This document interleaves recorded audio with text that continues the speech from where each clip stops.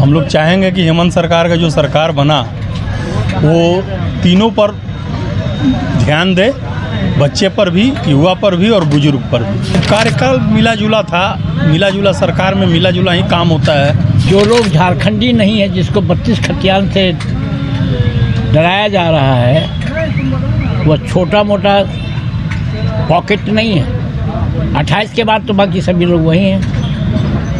तो यह जो विभाजन की राजनीति है 32 के खतियान से, उससे सबसे ज़्यादा खतरा है हेमंत सोरेन को। राज्य में हेमंत सोरेन की सरकार फिर से दोबारा इंडिया गठबंधन के साथ आ चुकी है। और नमस्कार, सोशल संवाद में सभी का स्वागत है। मैं मंजीत। इंडिया गठबंधन की सरकार फिर से दोबारा आने के बाद लोगों को क्या उम्मीदें हैं? जनता ने, पूरे झारखंड की जनता ने जनादेश हेमंत सोरेन को सौंप दी है और जनादेश सौंपने के बाद शपथ ग्रहण भी ले चुके हैं। और शपथ ग्रहण के बाद लोगों को क्या उम्मीदें हैं, उस पर हम खड़े बात करेंगे कि किस तरह से आखिर जो नए सरकार पिछले 5 साल का कार्यकाल को किस तरह से चलाया और जनता ने फिर से उन्हें पुकारा है दोबारा, और पुकारने के बाद सत्ता में आने के बाद किस तरह से जनता का जनादेश का जो किस तरह से जनता को क्या उम्मीदें हैं, उस पर हम खड़े उतरने की बात करेंगे। और क्या कुछ राज्य के विषय में जनता क्या कहेंगे, उस पर हम अब सीधा तौर पे हम जुड़ेंगे और बात करेंगे कि किस मुद्दे पर बात होगी। और सरकार, लोगों का कहना सीधा आम तौर पर है कि विकास की बात जो करेगी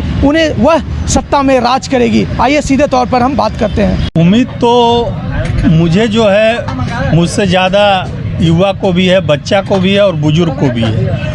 हम लोग चाहेंगे कि हेमंत सरकार का जो सरकार बना वो तीनों पर ध्यान दे, बच्चे पर भी, युवा पर भी और बुजुर्ग पर भी। क्योंकि युवा पीढ़ी देश का प्राथमिकता है जो कल है, और बच्चा जो बढ़िया स्कूल में पढ़ सके, और बुजुर्ग के लिए भी हेमंत सोरेन ध्यान दे। अभी तो बहुत सारा स्कीम पहले से जो निकला है उसमें बुजुर्ग के लिए भी खासकर ध्यान दिया जाए, और विशेष हमारे चाचा जी हैं, विशेष बात बताएंगे। क्या लगता है इससे पहले जो कार्यकाल चला था कैसा चला था? कार्यकाल मिला जुला था, मिला जुला सरकार में मिला जुला ही काम होता है। और हेमंत सोरेन जी बहुत बुद्धिजीवी आदमी हैं, उनके पिताजी के समय से झारखंड का ये हुआ है, नींव पड़ा है।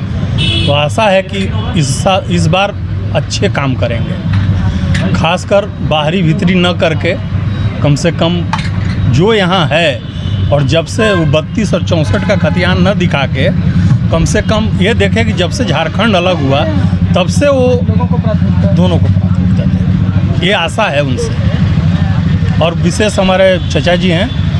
चाचा, क्या कहेंगे हेमंत सरकार का इस कार्यकाल को? तो राजनीतिक दृष्टिकोण से यदि देखा जाए तो ये तो बिल्कुल ही पक्षपाती सरकार है।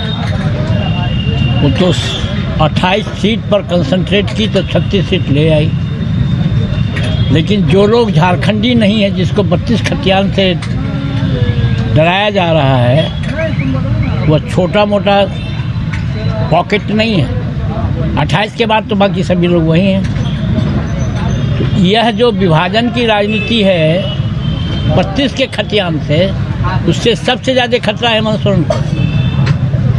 हेमंत सोरेन झारखंड के सबसे बेस्ट नेता हैं, इसमें तो दो मत नहीं है। लेकिन उस नेतृत्व को संभालने के लिए एक छोटा सा जो नुक्स है, उस नुक्स से दूर उठना पड़ेगा। नंबर 1, ब्यूरोक्रेसी पर इनको सावधानी लेनी पड़ेगी। इनको बदनाम कर रही है, अपने जितना बदनाम नहीं है उससे ज़्यादा यहाँ का जो प्रशासनिक महकमा है उस पर उनको थोड़ा सा ज़्यादा ध्यान देना होगा। आम पब्लिक मोटा मोटी इनसे बहुत खुश है और उम्मीद भी रखते हैं जो आम आदमी की आवाज़ को सुनेंगे। क्या लगता है, जो आपने बताया कि जो 32 की खतियान को लेकर, तो ये 32 की खतियान को लेकर ही राजनीति कर रहे हैं हेमंत सोरेन? 32 का खतियान में इनका जन्म हुआ था क्या, जो झारखंडी कब कह रहे हैं? 32 में तो झारखंड हुआ ही नहीं था, तो झारखंडी कैसे हो गए? 32 के खतियान से पहले तो बंगाल का खतियान था। बंगाल, बिहार, उड़ीसा तीनों एक ही था। उस टाइम में कहाँ झारखंड की बात थी? तो जो आदमी ओरिजिनल बिहारी है वही झारखंडी भी है, वही बिहारी भी है। क्योंकि ये पहले बिहारी था। ये बिहारी था, बिहारी हैं, बिहार रहेंगे। अभी भी यदि उस विवाद में जाएंगे तो हाईकोर्ट से तो उनको कभी भी इसका समर्थन मिला नहीं। और उसको एक राजनीतिक मुद्दा बना के अपने आप में एक कहता है जो संप्रदायवाद तो यहाँ भी है। आप कह रहे 32 ही नहीं है तो इसका मतलब इसका मतलब झारखंडी नहीं है। मेरा बच्चा का जन्म हुआ, हमारा जन्म नहीं हुआ, लेकिन मेरा बच्चा यहाँ जन्म लिया, यहाँ पढ़ा, यहाँ लिखा, आखिर वो कहाँ जाएगा? इससे क्या लगता है युवाओं को किस तरह से नुकसान हो रहा है? नुकसान क्या, रोजगार नहीं मिल रहा है, स्थानीयता के प्रश्न पर सब लोग पिछड़ जा रहे हैं और वो आपका वैकेंसी रह जा रहा है। आप चाह के भी भर नहीं पा रहे हैं क्योंकि आपके पास जहाँ नागरिकता का प्रश्न उठ रहा है वहाँ पर लोग सक्सेस होकर भी फेल हो जा रहे हैं। एक तरफ वहाँ बेरोजगारी बढ़ गई सक्सेस होने के बाद, और आपके यहाँ जिसको प्रेफरेंस दे रहे हैं वो सक्सीड नहीं कर रहा है, उसके चलते घोटाला हो रहा है, पेपर लीक तो फलाना लीक। क्या है ये? यही है जो जब तक आप समानता का अधिकार, जब संविधान में समानता का अधिकार है तो आप क्षेत्रीयवाद क्यों पैदा कर रहे हैं? सभी धर्म जाति एक समान, सब धर्म जाति एक समान, भाईचारा सब में है। कहाँ हम लोग के बीच में तो कोई सांप्रदायिकतावाद नहीं है। यहीं पर देखिए सब संप्रदाय के लोग हैं। कहाँ लग रहा है जो आपको यहाँ पर आदमी में का बिक रहा है? राजनीति करने के लिए समाज को बांटा नहीं जाना चाहिए, और समाज की प्रगति के लिए जिससे प्रगति होगी, मेरिट को दबाया नहीं जाए। यहाँ मेरिट को दबाया जा रहा है, युवा इससे कमजोर हो रहे हैं। हाँ, कमजोर हो रहे हैं, और आपको प्रेफरेंस भी नहीं है ना। एक बात हमको बताइए, हम 77 साल के हैं और ये 40-45 साल के हैं। मेरे पास जो अनुभव है ये कैसे ले आएंगे? इनको भी 70 साल के होंगे तभी जाके हम जो बोल रहे हैं वो तजुर्बा इनको होगा।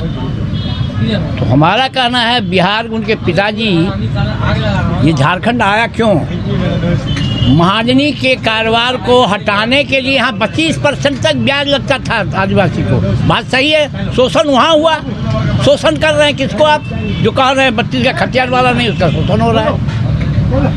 ये गंभीर मुद्दा है। इसी गंभीर मुद्दा से क्या हो रहा है, जितना ये चाहते हैं उतनी सफलता नहीं मिलती है। डराइए मत किसी को। तब लगता है कि कहीं ना कहीं और हाँ, ये मुद्दा नहीं उठती तो और जो बहुमत थी वो बढ़ती। तब तो आपको 50 आप एब्सोल्यूट मेजॉरिटी में आएंगे ना। यहाँ और किसी के पास है क्या? बीजेपी के पास भी नेता नहीं है, कांग्रेस के पास तो नेता है ही नहीं, और बाकी के पास नेता तो आपको मान लिया लोग, लेकिन आप एक पक्ष का बनिएगा तो फिर कैसे चलेगा आदमी? कैसे रहेगा आदमी यहाँ? इस बात पर विचार करने की बात है। ये प्रारंभिक स्टेज है।